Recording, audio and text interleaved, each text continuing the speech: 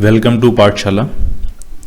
Today we are going to discuss specific heat. What is specific heat capacity? What is molar heat capacity? What is heat capacity? And finally, equations of heat transfer. So first we start with specific heat capacity. ठीक है, ये specific heat capacity क्या होती है तो वो आप जरा ढंग से समझो. मान लिया एक आपके पास ऑब्जेक्ट है जिसका मास दिया है आपको m, ठीक, और आपको इसका कुछ टेम्परेचर इंक्रीज करना है. ठीक है, तो आप इसमें कुछ हीट ट्रांसफर कर रहे हो. मान लिया आपने इसमें कितनी हीट सप्लाई की, तो जो आपने हीट इसको दी, जो आपने इस ऑब्जेक्ट को हीट सप्लाई की है वो है डेल्टा क्यू. जब हम इस ऑब्जेक्ट को हीट सप्लाई करेंगे तो मोस्ट ऑफ द केसेस में इसका टेम्परेचर इंक्रीज करता है. और इसका टेम्परेचर इंक्रीज हो गया, मान लिया किस अमाउंट से टेम्परेचर इंक्रीज हो गया, डेल्टा टी अमाउंट से. डेल्टा टी ये जो है वो टेम्परेचर में इंक्रीज है. ये आपका डिग्री सेंटीग्रेड में भी हो सकता है, ये आपका केल्विन में भी हो सकता है. और ये हम पहले देख चुके हैं स्टार्टिंग में कि जो टेम्परेचर डिफरेंस होता है, जो टेम्परेचर के अंदर इंक्रीज या डिक्रीज होता है, जो टेम्परेचर डिफरेंस होता है, चाहे आप टेम्परेचर डिफरेंस केल्विन में फाइंड करो, चाहे आप टेम्परेचर डिफरेंस डिग्री सेल्सियस में फाइंड करो, दोनों में टेम्परेचर डिफरेंस सेम आता है. ठीक है, तो जहाँ भी टेम्परेचर डिफरेंस होगा वहाँ आप पर केल्विन लिखते हो या पर डिग्री सेंटीग्रेड लिखते हो या पर डिग्री सेल्सियस पर सेल्सियस लिखते हो, वो सारा सेम ही होता है. तो m मास का ये ऑब्जेक्ट है और आपने इसमें कितनी हीट सप्लाई की है, डेल्टा क्यू, जिसकी वजह से इसका टेम्परेचर इंक्रीज हो गया कितना, डेल्टा टी. ठीक ठीक है, मैंने कहा मोस्ट ऑफ द केसेस में टेम्परेचर इंक्रीज होता है. सिर्फ उन केसेस में हीट सप्लाई करने के बावजूद भी टेम्परेचर इंक्रीज नहीं होता जिन केसेस में स्टेट चेंज हो रही होती है.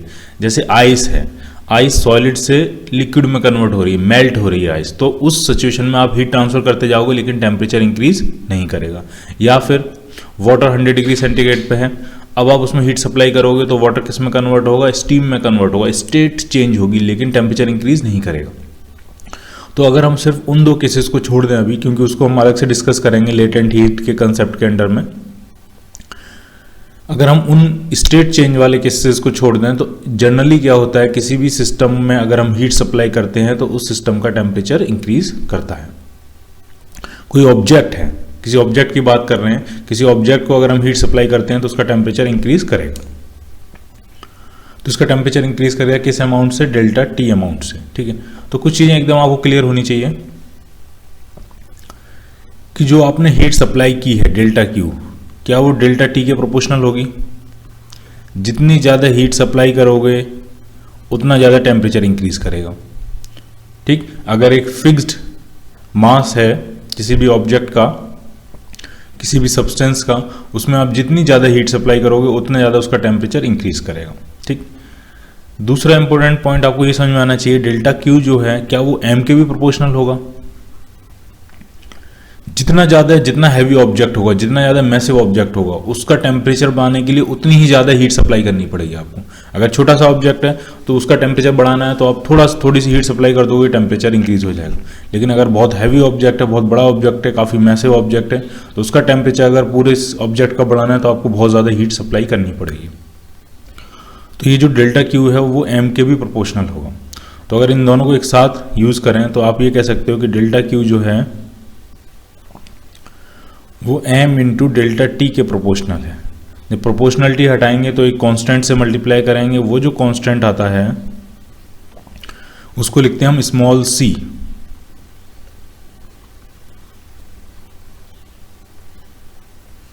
Delta Q is equal to M C delta T. ये स्मॉल सी जो है ये एक कांस्टेंट है, इसको हम कहते हैं स्पेसिफिक हीट कैपेसिटी. और ये सब्सटेंस टू सब्सटेंस वेरी करता है. मतलब एक सब्सटेंस के लिए अगर कॉपर है, कॉपर की स्पेसिफिक हीट कैपेसिटी फिक्स होगी, आयरन है, आयरन की स्पेसिफिक हीट कैपेसिटी फिक्स होगी, वाटर है, आइस है, उनकी स्पेसिफिक हीट कैपेसिटी जो होती है वो फिक्स होती है. ठीक है, तो एक सब्सटेंस के लिए अंडर गिवन कंडीशंस ये स्पेसिफिक हीट कैपेसिटी एक कांस्टेंट होता है. और इसको किससे रिप्रेजेंट करते हैं, हम इसको सी से रिप्रेजेंट करते हैं. सी क्या हो गया आपका, स्पेसिफिक हीट कैपेसिटी. ठीक, इसकी यूनिट क्या होगी, तो C को अगर आप लिखोगे C इक्वल टू कितना आ जाएगा, तो वो आ जाएगा delta Q upon M into delta T। तो इसकी जो यूनिट आएगी वो आएगी SI यूनिट जो आएगी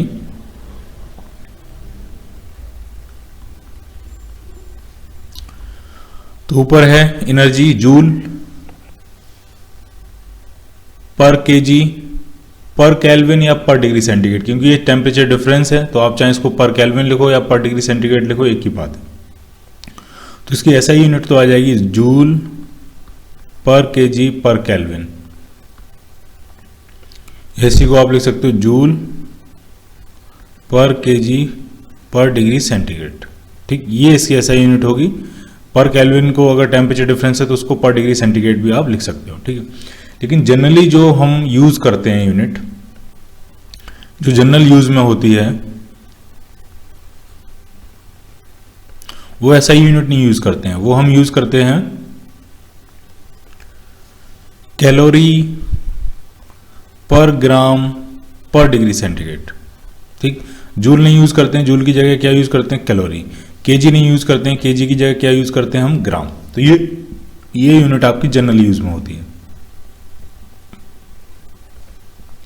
वाटर की जो स्पेसिफिक हीट कैपेसिटी है वो काफी ज्यादा हम यूज करेंगे, तो उसकी वैल्यू होती है, अप्रोक्सीमेट वैल्यू जो होती है वो होती है 1 कैलोरी पर ग्राम पर डिग्री सेंटीग्रेड। ठीक, तो स्पेसिफिक हीट कैपेसिटी की डेफिनेशन क्या बनेगी, तो स्पेसिफिक हीट कैपेसिटी की डेफिनेशन इस फॉर्मूले से आ रही है कि पर यूनिट मास का टेम्परेचर 1 डिग्री सेल्सियस या 1 डिग्री सेंटीग्रेड से बढ़ाने के लिए जितनी हीट सप्लाई करनी पड़ती है वही क्या होती है आपकी स्पेसिफिक हीट कैपेसिटी। तो आप इसको लिख भी सकते हो, specific heat capacity for any material under given conditions, specific heat capacity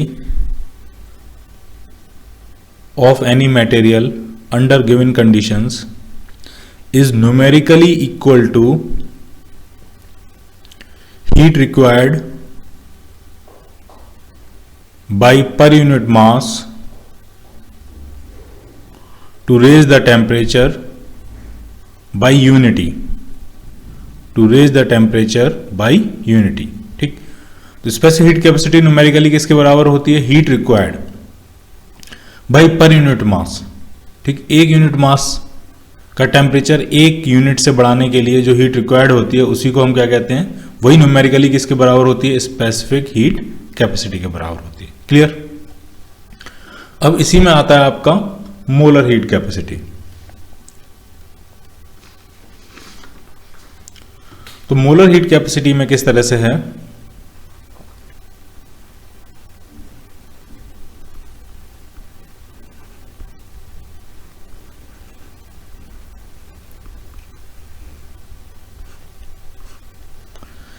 इसमें जो अमाउंट है सब्सटेंस का वो हम 1 मोल लेते हैं। ठीक है, तो मान लिया तो मोलर हीट कैपेसिटी में क्या है कि मान लिया गैस चैम्बर है और उसके अंदर 1 मोल गैस है।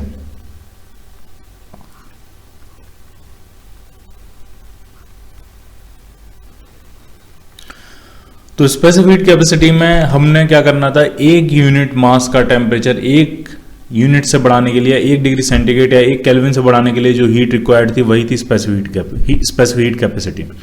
अब मोलर हीट कैपेसिटी में जो अमाउंट हो जाता है वो मोल में हो जाता है। अब हम क्या बोलेंगे कि 1 मोल सब्सटेंस का टेम्परेचर, 1 मोल गैस या 1 मोल सब्सटेंस का टेम्परेचर 1 डिग्री सेंटीग्रेड या 1 केल्विन से बढ़ाने के लिए जो हीट रिक्वायर्ड होती है उसी को हम क्या बोलेंगे, मोलर हीट कैपेसिटी। तो मोलर हीट कैपेसिटी को हम कैपिटल C से रिप्रेजेंट करते हैं और कैपिटल C का जो फॉर्मूला बनेगा वो हो जाएगा delta Q upon N times delta T। N क्या है, number of moles, number of moles.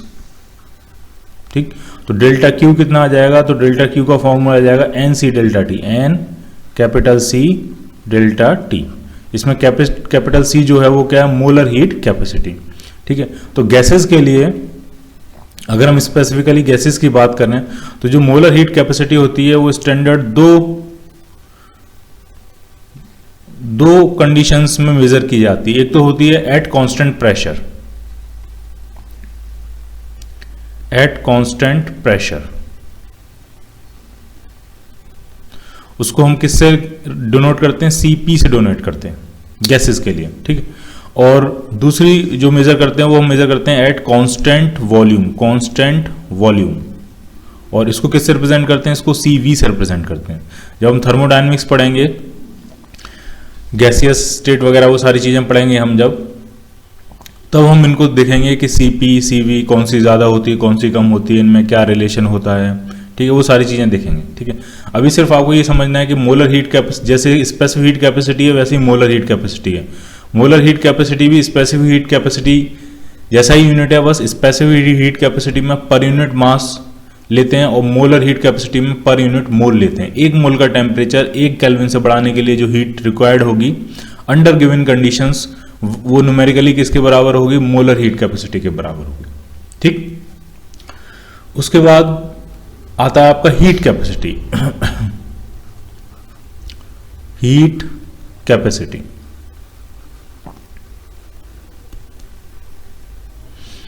तो हीट कैपेसिटी क्या होता है वो समझ लो आप। अभी हमने देखा कि अगर m मास का ऑब्जेक्ट है आपका और उसका टेम्परेचर आपको डेल्टा टी से इंक्रीज करना है, तो आपको कितनी हीट सप्लाई करनी पड़ेगी इसके अंदर, मान लिया डेल्टा क्यू। और डेल्टा क्यू का क्या क्या रिलेशन आया, डेल्टा क्यू आया था आपका m small c delta T. Small c क्या होता था, स्पेसिफिक हीट कैपेसिटी, ठीक। तो जब स्पेसिफिक हीट कैपेसिटी में उस सब्सटेंस के मास से मल्टीप्लाई कर दिया जाता है m इंटू सी, तो इसको हम कहते हैं हीट कैपेसिटी। और ये हर ऑब्जेक्ट के लिए अलग अलग होती है। स्पेसिफिक हीट कैपेसिटी जो थी वो मटेरियल वाइज अलग अलग थी। अंडर गिवन कंडीशंस अगर सेम मटेरियल है तो उसकी स्पेसिफिक हीट कैपेसिटी क्या होगी, सेम होगी। लेकिन हीट कैपेसिटी में किससे मल्टीप्लाई कर दिया, मास से मल्टीप्लाई कर दिया। अब सेम मटेरियल के लिए हीट कैपेसिटी सेम नहीं होगी। अगर कॉपर है तो कॉपर का अगर 1 kg का ब्लॉक है तो उसकी हीट कैपेसिटी अलग होगी अंडर गिवन कंडीशंस, और उसी कॉपर का अंडर सेम कंडीशंस अगर 5 kg का ब्लॉक है तो उसकी हीट कैपेसिटी अलग होगी। तो हीट कैपेसिटी हर ऑब्जेक्ट की अलग अलग होगी, क्योंकि ये दो चीजों का प्रोडक्ट है, मास और स्पेसिफिक हीट कैपेसिटी का। दो ऑब्जेक्ट की स्पेसिफिक हीट कैपेसिटी तभी सेम हो सकती है जब दोनों का मासेस भी सेम हो और दोनों की स्पेसिफिक हीट कैपेसिटी भी सेम हो अंडर गिवन कंडीशंस, ठीक।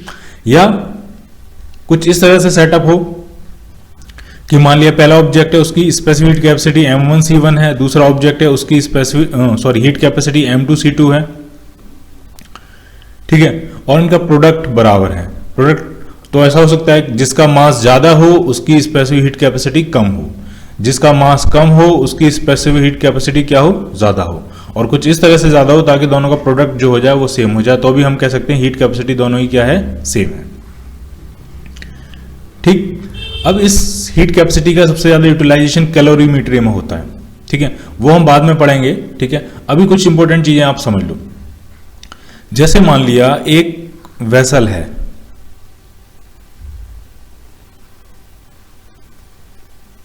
और उसके अंदर मान लिया कोई लिक्विड है, वाटर मान लिया हमने। लिक्विड क्या है आपका, वाटर। ये वेसल मान लिया कॉपर का है, ठीक है। अब आपको वाटर का टेम्परेचर इंक्रीज करना है, ठीक। तो आप हीट सप्लाई कर रहे हो नीचे से, मान लिया आप कुछ हीट सप्लाई कर रहे हो, कुछ बर्नर वगैरह लगाया हुआ है आपने इस तरह से, और आप हीट सप्लाई कर रहे हो, ठीक है। तो जब आप हीट सप्लाई करोगे तो वाटर का टेम्परेचर तो इंक्रीज करेगा ही करेगा, साथ में कॉपर का भी टेम्परेचर इंक्रीज करेगा, ठीक है। तो क्वेश्चन में कुछ इस तरह से दिया जाता है कि ये जो वेसल है, इस वेसल को ही हम कैलोरीमीटर कहते हैं।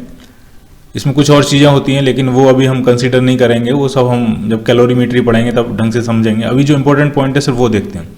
तो क्वेश्चन में ये कहा जाता है कि इस वेसल का वाटर इक्विवेलेंट, इस वेसल का वाटर इक्विवेलेंट मान लिया 1/2 kg ऑफ वाटर है।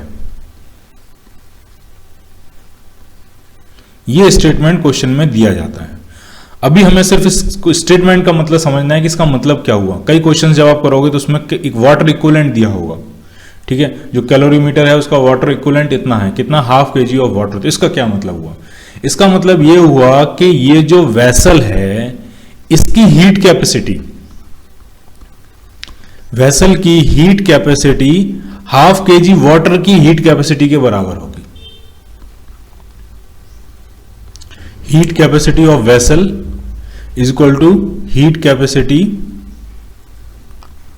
Of ½ kg water.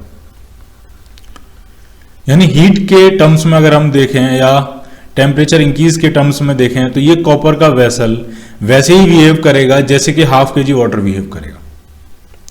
इस कॉपर के वेसल की हीट कैपेसिटी एग्जैक्टली किसके बराबर होगी? Heat capacity of ½ kg water. ठीक, अगर ½ kg वाटर में अगर हम कुछ हीट सप्लाई करके कुछ temperature delta Q heat supply करके डेल्टा टी टेम्परेचर इंक्रीज कर सकते हैं, तो अगर आप वही डेल्टा क्यू हीट इस वेसल में सप्लाई करोगे तो इस वेसल का भी टेम्परेचर वही इंक्रीज होगा डेल्टा टी, क्योंकि दोनों की हीट कैपेसिटी क्या है? बराबर। और अगर हीट कैपेसिटी ये एमसी का प्रोडक्ट बराबर है तो डेल्टा क्यू और डेल्टा टी का रेशियो भी क्या हो जाएगा? सेम हो जाएगा। वही डेल्टा क्यू अगर आपने सप्लाई किया है तो वही टेम्परेचर में इंक्रीज हो जाएगा डेल्टा टी। ठीक, तो कई बार क्वेश्चन में इस तरह से दिया होता है कि कोई सिस्टम दिया है, कोई ऑब्जेक्ट दिया, उसका वाटर इक्विवेलेंट दे दिया, तो अब आपको क्लियर हो जाना चाहिए कि वाटर इक्विवेलेंट का मतलब क्या होता है। वाटर इक्विवेलेंट का मतलब होता है कि उस ऑब्जेक्ट उस ऑब्जेक्ट की जो हीट कैपेसिटी है वो ½ kg वाटर की हीट कैपेसिटी के बराबर है। क्लियर? और इसकी जो यूनिट होती है हीट कैपेसिटी की, जो यूनिट होती है जब देखते हैं कितनी होगी, तो delta Q is equal to होता है हीट कैपेसिटी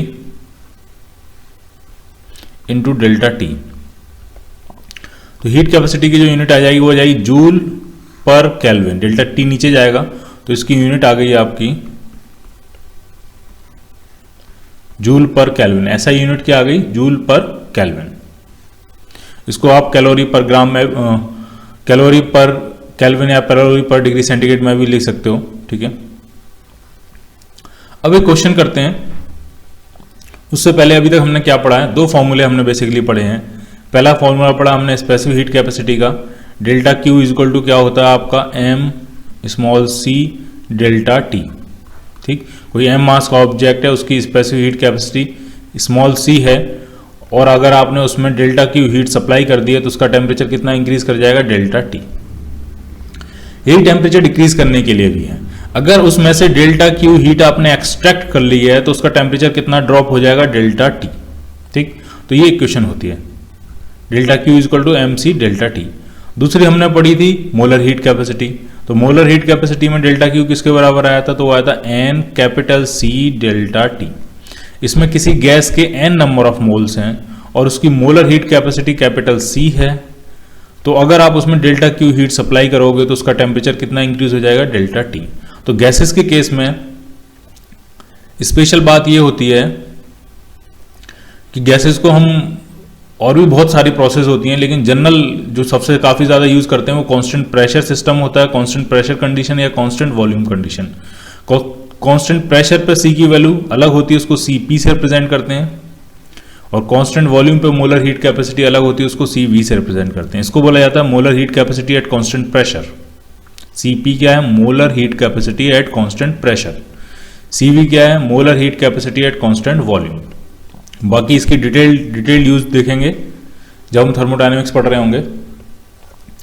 दूसरा फॉर्मूला हमने क्या देखा? दूसरा कंसेप्ट हमने बेसिकली क्या देखा? हीट कैपेसिटी का। तो ये जो m इंटू सी का प्रोडक्ट होता है ये हीट कैपेसिटी होता है। ठीक है, अब इन फॉर्मूले का यूज करके हम एक सिंपल सा क्वेश्चन कर लेते हैं।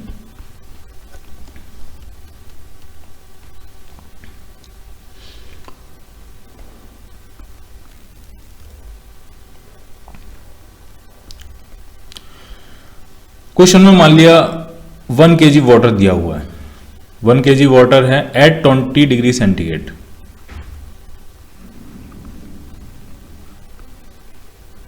ठीक, और क्वेश्चन में सिंपली ये पूछा जा रहा है how much heat is required to increase the temperature to 80 degree centigrade. How much heat is required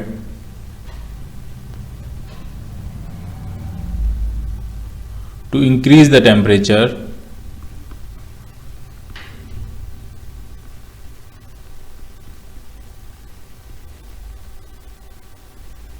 to 80 degree centigrade. 20 degree centigrade से टेम्परेचर इंक्रीज करना है 80 डिग्री सेंटीग्रेड तक। और जो सब्सटेंस है वाटर, उसका मास कितना दिया है आपको 1 kg। ठीक, उसकी डेल्टा टी कितना हो जाएगा, तो delta T final minus initial कितना हो जाएगा 60 डिग्री सेंटीग्रेड। अब चाहे आप इसको 60 डिग्री सेंटीग्रेड लिख लो या आपको 60 केल्विन लिख लो, एक ही बात है, क्योंकि ये क्या है, टेम्परेचर डिफरेंस है। ठीक, और वाटर की स्पेसिफिक हीट कैपेसिटी कितनी होती है स्मॉल सी, तो वो होती है 1 कैलोरी पर ग्राम पर डिग्री सेंटीग्रेड। तो इसका मतलब मास को हम किस में कन्वर्ट कर लेते हैं, ग्राम्स में, तो ये हो जाएगा 1000 ग्राम्स। और ग्राम्स का जो नोटेशन होता है वो कभी जीएम नहीं होता है, ग्राम का नोटेशन सिर्फ जी होता है। कई लोग इसको जीएम लिखते हैं, वो बिल्कुल गलत है। जीएम अगर आपने लिख दिया तो इसका मतलब हो गया ग्राम इंटू मीटर, जी इंटू एम अगर आपने लिख दिया, जीएम लिख दिया, तो ये क्या मतलब हो गया, ये हो गया ग्राम इंटू मीटर। ठीक, ग्राम का सिर्फ नोटेशन क्या होता है, जी।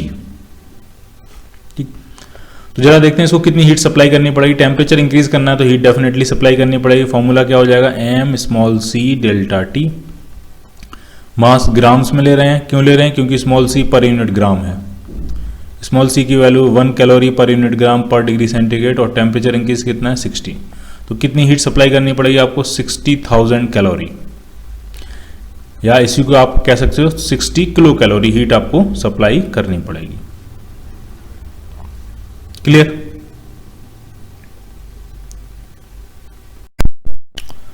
अब हम देखेंगे फेज चेंज।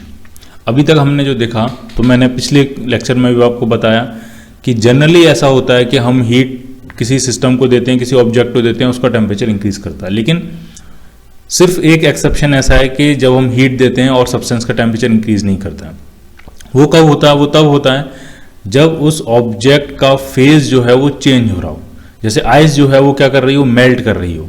ठीक है, आइस आपकी 0 डिग्री सेंटीग्रेड पर आइस हो और आप उसको हीट सप्लाई करोगे तो आइस मेल्ट होना शुरू हो जाएगी, वो अपनी स्टेट चेंज करना शुरू कर देगी, अपना फेज चेंज करना शुरू कर देगी, वो सॉलिड से लिक्विड फेज में आनी शुरू हो जाएगी। लेकिन उसका टेम्परेचर बढ़ेगा, उसका टेम्परेचर नहीं बढ़ेगा। तो हम हीट सप्लाई कर रहे हैं, उसका टेम्परेचर नहीं बढ़ रहा है। ठीक है, तो उसको फिर वो कहते हैं कि जो हीट सप्लाई कर रहे हो वो लेटेंट हीट की फॉर्मेट में उसके अंदर स्टोर हो रही है। ऐसी हीट जिसको आप थर्मोमीटर से मेजर नहीं कर सकते। आप थर्मोमीटर लगाओगे आइस में तो अभी थर्मोमीटर दिखाएगा 0 डिग्री सेंटीग्रेड। आप आइस जब मेल्ट हो रही है, उसमें हीट लगातार सप्लाई हो रही है, मेल्ट होकर जो वाटर बन रहा है, उस वाटर का भी टेम्परेचर कितना होगा, 0 डिग्री सेंटीग्रेड। आप उसमें थर्मोमीटर लगाओगे तो भी वो कितना बताएगा, 0 डिग्री सेंटीग्रेड। यानी थर्मोमीटर उस हीट को डिटेक्ट नहीं कर सकता।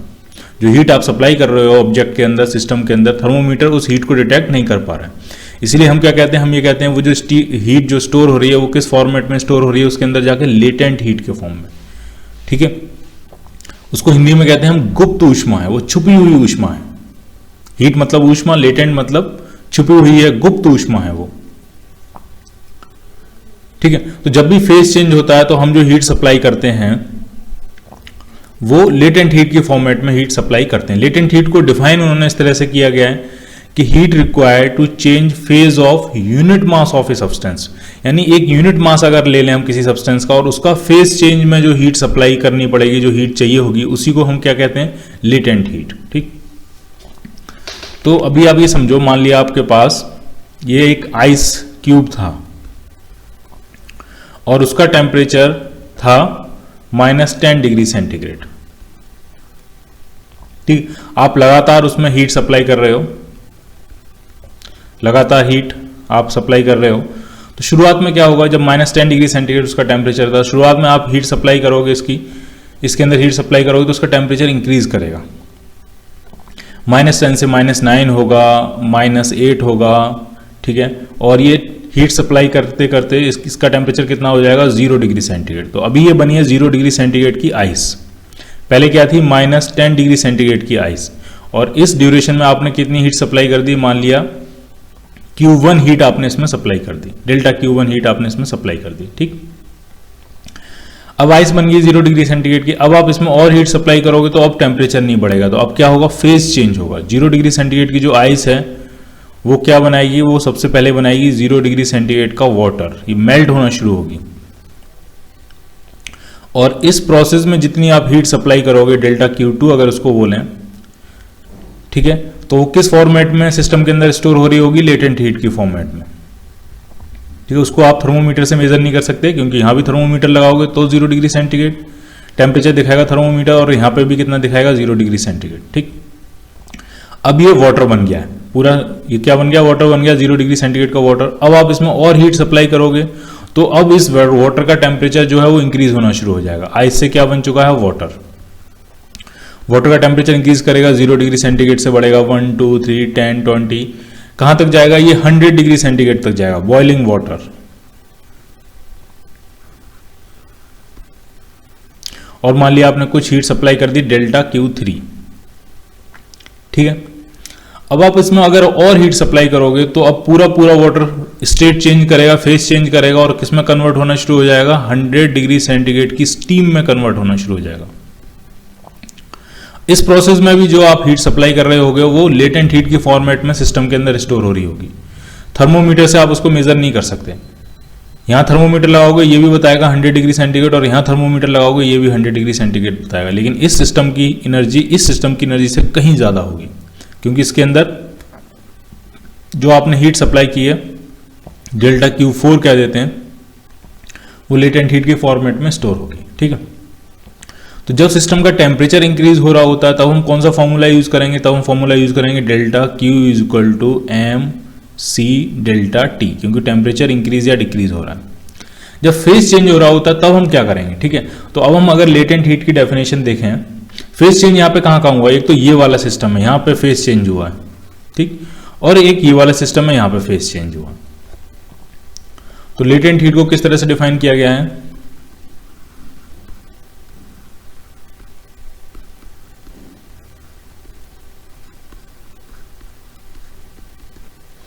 it is heat required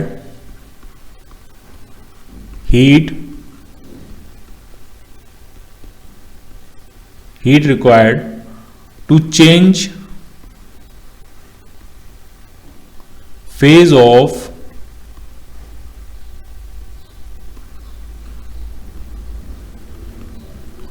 unit mass of a substance।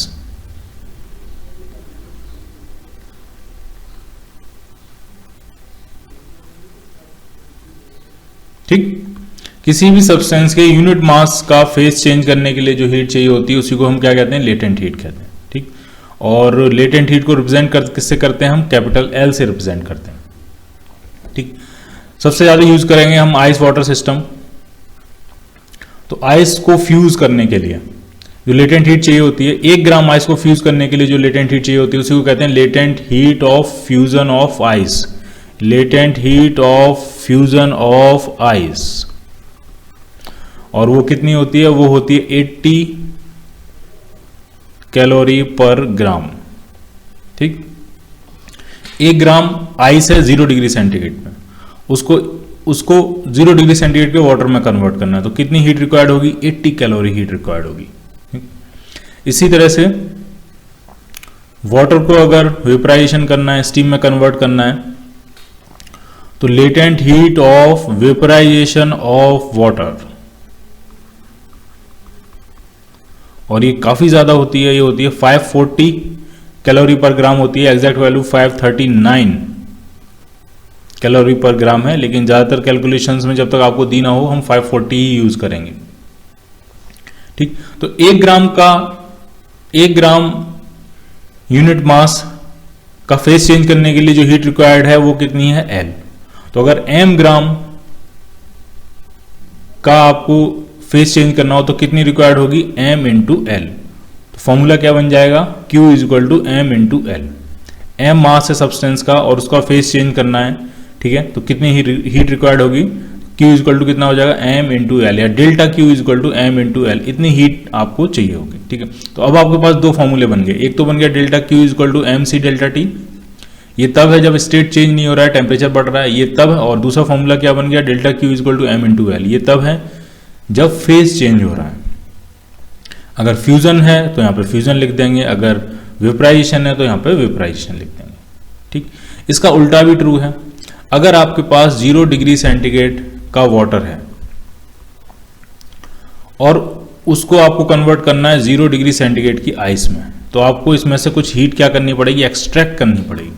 तो कितनी हीट एक्सट्रैक्ट करनी पड़ेगी, वो जो डेल्टा क्यू होगा उसका फॉर्मूला भी यही जाएगा, m इंटू एल।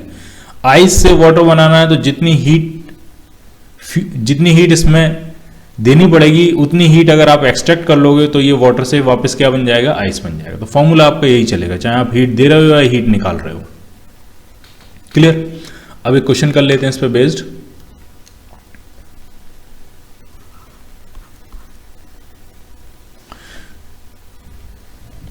मान लिया आपके पास 10 ग्राम आइस है और उसका टेम्परेचर आपको दिया है -20 डिग्री सेंटीग्रेड। ठीक, इसको आपको कन्वर्ट करना है 10 ग्राम स्टीम में एट 100 डिग्री सेंटीग्रेड। तो स्टेजेस क्या होंगी, पहली स्टेज होगी 10 ग्राम आइस को 20 डिग्री सेंटीग्रेड पे है, तो इसको पहले बनाएंगे हम 0 डिग्री सेंटीग्रेड की आइस तक लेके आएंगे। 0 डिग्री सेंटीग्रेड की आइस को हम 0 डिग्री सेंटीग्रेड का वाटर बनाएंगे। 0 डिग्री सेंटीग्रेड के वाटर को हम 100 डिग्री सेंटीग्रेड का वाटर बनाएंगे और 100 डिग्री सेंटीग्रेड के वाटर को हम 100 डिग्री सेंटीग्रेड की स्टीम बना देंगे। इसमें जो हीट लग रही है मान लिया उसको कह देते हैं डेल्टा Q1, इसमें जो हीट लग रही है वो कह देते हैं डेल्टा Q2, इसके लिए डेल्टा Q3 और इसके लिए डेल्टा Q4। ठीक, कहाँ कहाँ स्टेट चेंज हो रही है, एक तो यहाँ स्टेट चेंज हो रही है, तो यहाँ जो फॉर्मूला लगेगा वो m इंटू एल का फॉर्मूला लगेगा। और आइस फ्यूज कर रही है तो लेटेंट हीट ऑफ फ्यूजन चलेगी आइस की। और एक तो यहाँ पे स्टेट चेंज हो रहा है, ठीक है, 100 डिग्री सेंटीग्रेड का वाटर है वो 100 डिग्री सेंटीग्रेड की स्टीम में कन्वर्ट हो रहा है, तो यहाँ पे स्टेट चेंज हो रहा है, यहाँ पे फेस चेंज हो रहा है। तो यहाँ पे भी जो फॉर्मूला लगेगा वो m इंटू एल का फॉर्मूला लगेगा, delta Q equal to m into L. लेकिन यहाँ पे L जो है वो किसकी लगेगी, वेपराइजेशन की लगेगी। ठीक है, कुछ चीज़ें आपको गिवन थी क्वेश्चन में। Latent heat of fusion ice की पता ही है आपको, याद भी रखनी है, 80 calorie per gram. Latent heat of vaporisation वो भी पता है आपको, 540 या 539 कैलोरी पर ग्राम। और आपको स्पेसिफिक हीट कैपेसिटी दी थी आइस की,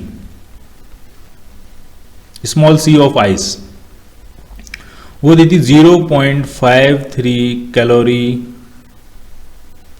पर ग्राम पर डिग्री सेंटीग्रेड।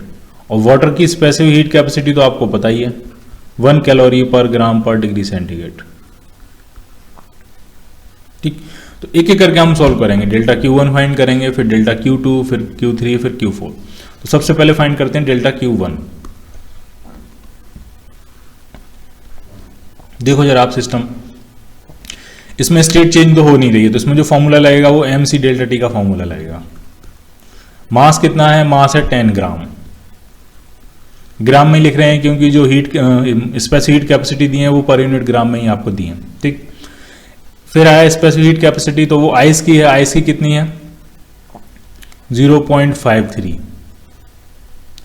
इंटू, ये ग्राम लिखने की जरूरत नहीं है, यहाँ पे बस 10 लिख दिया, वैल्यू हमें फाइंड करनी है, into temperature difference. Temperature difference कितना होगा, delta T, final minus initial, 20 degree centigrade का टेम्परेचर डिफरेंस है, तो इंटू 20, तो ये आपका आ जाएगा 106 कैलोरी। इतनी हीट सप्लाई करनी पड़ेगी -20 डिग्री सेंटीग्रेड की आइस को 0 डिग्री सेंटीग्रेड की आइस में कन्वर्ट करने के लिए। अब जरा डेल्टा Q2 फाइंड करते हैं। डेल्टा Q2 में m इंटू एल का फॉर्मूला लगेगा क्योंकि यहां पे स्टेट चेंज हो रही है। मास तो वही है 10 ग्राम्स, और फ्यूजन की कितनी होती है 80 कैलोरी पर ग्राम, तो इंटू 80, तो ये बन गया आपका 800 कैलोरी। उसके बाद डेल्टा Q3,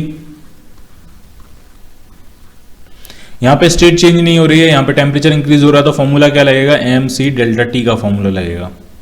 मास वही 10 ग्राम, स्पेसिफिक हीट कैपेसिटी वाटर की 1 होती है, और टेम्परेचर कितना इंक्रीज कर दिया आपने 100 डिग्री सेंटीग्रेड, 100 माइनस 0 तो वो 100 ही आ जाएगा। तो कितनी हीट सप्लाई करनी पड़ेगी आपको 1000 कैलोरी। अब delta Q3, delta Q four, theory तो हमने फाइंड कर लिया, डेल्टा क्यू फोर। यहाँ पे स्टेट चेंज हो रहा है तो फॉर्मूला क्या लगेगा, m इंटू एल का, मास वही 10 ग्राम है, और लेटेंट हीट ऑफ वेपराइजेशन जो होती है वो कितनी दी है, वो कितनी होती है 539 calorie per, latent heat of vaporisation 539 calorie per gram. तो ये हो जाएगा 5390 कैलोरी। तो अब आप कुछ चीजें यहां पे एनालाइज कर सकते हो। वाटर का टेम्परेचर 0 डिग्री सेंटीग्रेड का वाटर एकदम चिलिंग वाटर है, ठीक है, और उसका टेम्परेचर बॉइलिंग वाटर में कन्वर्ट करने के लिए आपको सिर्फ कितनी हीट की जरूरत पड़ी, 1000 कैलोरी की। और उसको वेपर में कन्वर्ट करने के लिए टेम्परेचर नहीं बढ़ाना है, सिर्फ स्टेट चेंज करनी है, और उसमें 5000 से भी ज्यादा है, 5000 कैलोरी से भी ज्यादा हीट की जरूरत पड़ रही है। इसका मतलब स्टीम के अंदर जो होती है वो बहुत ज्यादा एनर्जी होती है, ठीक है। आपको बॉइलिंग वाटर में कन्वर्ट करना है, बॉइलिंग वाटर को स्टीम में कन्वर्ट करना है, तो स्टीम में कन्वर्ट करने के लिए आपको बहुत ज्यादा हीट की जरूरत पड़ेगी। बॉइलिंग वाटर में कन्वर्ट करने के लिए उतनी ज्यादा हीट की जरूरत नहीं पड़ेगी आपको। क्लियर है, ठीक है। तो अगर बर्निंग होती है, कोई जल जाता है, गर्म पानी में हाथ डाल दिया जल गया, या स्टीम से जल गया, तो स्टीम से जो बर्निंग होती है, अगर हम पर यूनिट मास देखें, मान लिया 1 ग्राम वाटर था बॉइलिंग वाटर, और 1 ग्राम बॉइलिंग वाटर की स्टीम थी, 1 ग्राम बॉइलिंग वाटर की बहुत ज्यादा स्टीम बनती है, ठीक है। तो अगर 1 ग्राम बॉइलिंग वाटर से कोई बर्न हुआ है और 1 ग्राम बॉइलिंग वाटर की स्टीम से कोई बर्न हुआ है, तो स्टीम से रिलेटिवली काफी ज्यादा बर्निंग होगी, क्योंकि स्टीम के पास बहुत ज्यादा एनर्जी होती है, ठीक है। स्टीम जब आपकी स्किन को टच करेगी तो स्टीम पहले क्या करेगी, स्टीम वाटर में कन्वर्ट होगी और बहुत ज्यादा हीट एनर्जी आपकी स्किन को दे देगी, ठीक। तो स्टीम से बर्निंग, अगर हम अमाउंट सेम लें, इंपॉर्टेंट बात यह है अमाउंट अगर हम सेम लें, तो स्टीम से जो बर्निंग होती है वो वाटर से, बॉइलिंग वाटर से बर्निंग से कहीं ज्यादा होती है। क्लियर। तो अभी तक आपको 2 फॉर्मूले हमने पढ़े हैं, एक टेम्परेचर इंक्रीज का फॉर्मूला पढ़ा है, स्पेसिफिक हीट कैपेसिटी आती है, और दूसरा हमने लेटेंट हीट वाला फॉर्मूला पढ़ा है जिसमें फेज चेंज होता है। दोनों को कब यूज करना है, कैसे यूज करना है, क्या यूनिट्स होती हैं, क्या वैल्यू होती हैं, आपको क्लियर होना चाहिए। वेलकम टू पाठशाला। अब हम पढ़ने जा रहे हैं हीट इक्वेशंस इन डिफरेंशियल फॉर्म। अभी तक हमने 2 इक्वेशन पढ़ी हैं हीट की। एक तो हमने पढ़ी है delta Q equal to M C delta T. Delta T temperature अगर बढ़ाना है तो कितनी हीट सप्लाई करनी पड़ेगी, डेल्टा क्यू। फॉर रिलेशन क्या होता है, delta Q equal to M C delta T. और दूसरा हमने पढ़ा था लेटेंट हीट वाला, delta Q equal to M into L. अगर एम मास का सब्सटेंस है और उसका फेस चेंज करना है तो उसको कितनी हीट सप्लाई करनी पड़ेगी, एम इंटू एल, ठीक है। अब यही इक्वेशन हम डिफरेंशियल फॉर्म में पढ़ेंगे, कंटिन्यूस फॉर्म में पढ़ेंगे, ठीक है। तो मान लिया एक सब्सटेंस है, एक ऑब्जेक्ट है जिसका मास दिया है आपको m और उसकी स्पेसिफिक हीट कैपेसिटी दी है स्मॉल c, ठीक। और आप उसमें हीट सप्लाई कर रहे हो पर यूनिट टाइम, ठीक। पर सेकंड कितनी हीट सप्लाई कर रहे हो, तो वो रेट ऑफ हीट सप्लाई है, रेट ऑफ हीट ट्रांसफर है। पर यूनिट पर सेकंड कितनी हीट सप्लाई कर रहे हो, उसको आप लिखोगे D q by D T. Differential form में लिख रहे हैं तो D q by D T क्या हो जाएगा, रेट ऑफ हीट ट्रांसफर पर सेकंड जो आप हीट सप्लाई कर रहे हो। इसकी यूनिट होगी जूल पर सेकंड या कैलोरी पर सेकंड।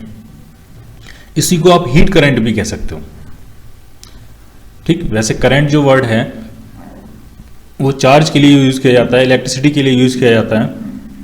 तो उसमें डेफिनेशन क्या होती है करंट की, पर यूनिट टाइम कितना चार्ज फ्लो कर रहा है, तो उसको हम इलेक्ट्रिक करंट कहते हैं। करंट मतलब जो भी चीज फ्लो कर रही होती है, ठीक है। स्ट्रीम करंट, ठीक है। जब वाटर फ्लो कर रहा है तो वाटर करंट होगी, ठीक है। कोई लिक्विड फ्लो कर रहा है तो उस हिसाब से हो जाएगा वो। इलेक्ट्रिसिटी फ्लो कर रही है, चार्ज फ्लो कर रहा है तो इलेक्ट्रिक करंट हो जाएगी। हीट फ्लो कर रही है तो हीट करंट हो जाएगी। तो करंट का मतलब होता है फ्लो, ठीक है। तो इलेक्ट्रिक करंट किस तरह से डिफाइंड है, charge per unit time, 1 second में कितना चार्ज फ्लो कर गया। तो वैसे ही हम हीट करंट भी डिफाइन कर सकते हैं कि 1 सेकंड में कितनी हीट फ्लो कर गई, ठीक। तो delta Q D q by D T क्या है, ये आपका रेट ऑफ हीट ट्रांसफर,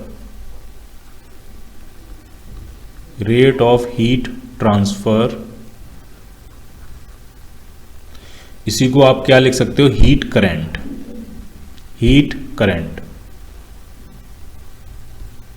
ठीक। m इसका मास था, c इसकी स्पेसिफिक हीट कैपेसिटी थी। तो जब per unit time heat transfer हो रहा है तो डेफिनेटली अगर स्टेट चेंज नहीं हो रही है तो पर यूनिट टाइम इसका टेम्परेचर भी इंक्रीज कर रहा होगा। हर सेकंड इसका टेम्परेचर स्लोली स्लोली इंक्रीज करता जा रहा होगा, कंटिन्यूस मैनर में इंक्रीज कर रहा होगा, क्योंकि कंटिन्यूस मैनर में हम हीट ट्रांसफर कर रहे हैं।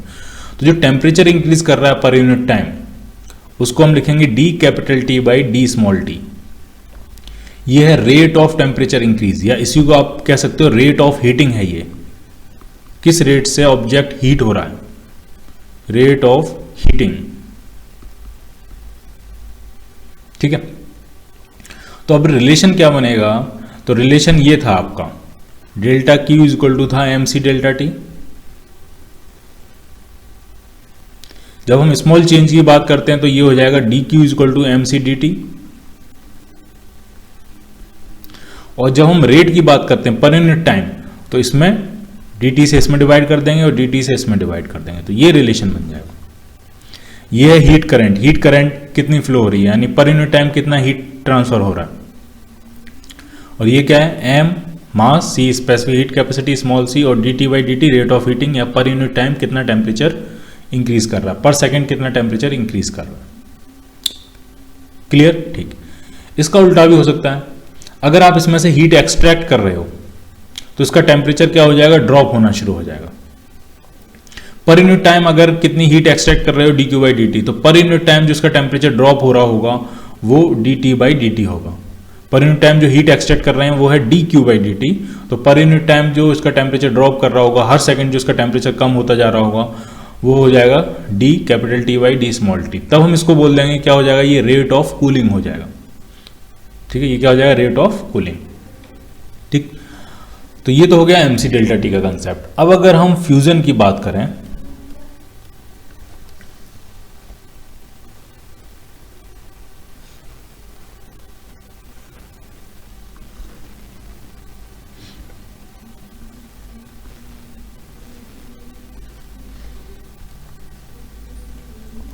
एम मास का ये ऑब्जेक्ट है और इसमें ढंग से समझना है, इसमें हमने डी क्यू हीट ट्रांसफर की है, डी क्यू हीट सप्लाई की है, और ये फ्यूजन की स्टेट में है। मान लिया 0 डिग्री सेंटीग्रेड की आइस है, आप इसमें कुछ भी हीट सप्लाई करोगे, वो हीट कुछ ना कुछ आइस का अमाउंट क्या कर देगी, फ्यूज कर देगी, वाटर में कन्वर्ट कर देगी। मान लिया आइस है किस टेम्परेचर पे, 0 डिग्री सेंटीग्रेड पे, ये फ्यूजन की स्टेट में। अब आप हीट जरा भी ट्रांसफर करोगे इसमें तो वो फ्यूज हो जाएगी। ठीक, तो आपने इसको डी क्यू हीट सप्लाई की, तो इसका थोड़ा सा मास जो है वो फ्यूज हो गया, थोड़ा सा मास जो है वो वाटर में कन्वर्ट हो गया। कितना मास फ्यूज हो गया, डीएम। तो रिलेशन क्या होगा, क्या रिलेशन ये होगा, D Q is equal to D M into latent heat of fusion. Formula क्या होता था, फॉर्मूला होता था delta Q is equal to M into L. Delta Q heat supply करने से एम मास फ्यूज हो जाए, तो क्या रिलेशन बनेगा, delta Q is equal to M into L. हमने हीट कितनी सप्लाई की है, डी क्यू, और कितना मास फ्यूज हो गया, डी एम। तो D Q is equal to D M time L F, latent heat of fusion. ठीक, तो अगर पर सेकेंड आप हीट सप्लाई कर रहे हो D q by D T क्या हो जाएगा, पर सेकेंड जो हीट सप्लाई कर रहे हैं हम इसमें, rate of heat supply, heat current, तो पर सेकेंड यहाँ पे कुछ ना कुछ मास भी मेल्ट हो रहा होगा, तो मास मेल्ट होने का रेट कितना हो जाएगा, D M by D T. इस इक्वेशन को dt से दोनों तरफ डिवाइड कर दें तो ये हो जाएगा D q by D t, per second heat supply, heat current. और ये पर सेकेंड कितना मास मेल्ट होता जा रहा है, कितना मास पर सेकेंड आइस से वाटर में कन्वर्ट होता जा रहा है, कितना मास पर सेकेंड अपनी स्टेट चेंज करता जा रहा है, कितना मास पर सेकेंड एक फेज से दूसरे फेज में ट्रांसफर हो रहा है, वही है ये D M by D T into latent heat of fusion. ठीक, इन जनरल इक्वेशन लिखेंगे, इन जनरल तो आपको फ्यूजन लिखने की जरूरत नहीं, बस आप लेटेंट हीट लिख दो और तो ये रिलेशन बन जाएगा। ठीक है, अब इसका उल्टा भी ट्रू है। मान लिया एक सिस्टम है, आइस वाटर सिस्टम है, ठीक, इसके अंदर कुछ आइस है, आइस का एक पीस है, बाकी वाटर है, और ये इक्विलिब्रियम पे सिस्टम है। इसका मतलब इस सिस्टम का जो टेम्परेचर होगा वो डेफिनेटली कितना होगा, 0 डिग्री सेंटीग्रेड। अगर आइस वाटर मिक्सचर है और इक्विलिब्रियम पे है, ठीक है, उसमें कुछ आइस है कुछ वाटर है, तो डेफिनेटली उसका टेम्परेचर कितना होगा, 0 डिग्री सेंटीग्रेड। ठीक है, अब अगर आप इसमें डी क्यू हीट ट्रांसफर करोगे तो इस आइस का मास मान लिया एम है, इसमें से कुछ मास जो है वो मेल्ट हो जाएगा। इसका उल्टा भी ट्रू है, अगर आपने इसमें से डी क्यू हीट एक्सट्रैक्ट कर ली तो इसमें से जो वाटर लिक्विड वाटर है वो और थोड़ा सा आइस में कन्वर्ट हो जाएगा। ये मान लिया इतना पार्ट और आइस में कन्वर्ट हो गया और वो आइस के साथ स्टिक हो गया, तो ये कितना पार्ट आइस में कन्वर्ट हो गया, तो उसका मास मान लिया कितना है dm। तो पर सेकेंड अगर आप इसमें से हीट एक्सट्रैक्ट कर रहे हो dq/dt, तो पर सेकेंड कुछ ना कुछ जो लिक्विड है वो आइस में कन्वर्ट होता जा रहा है, तो वो कितना होगा dm/dt। तो उसके बीच में क्या रिलेशन होगा, वो रिलेशन भी यही होगा, बोथ फेज। तो dq/dt क्या है, इसका नाम हमने हीट करंट बोला, रेट ऑफ हीट ट्रांसफर बोला। dm/dt क्या है, ये है rate of mass transfer from one phase two another phase. एक फेज से दूसरे फेज में जो मास ट्रांसफर हो रहा है वो है आपका dm/dt। क्लियर।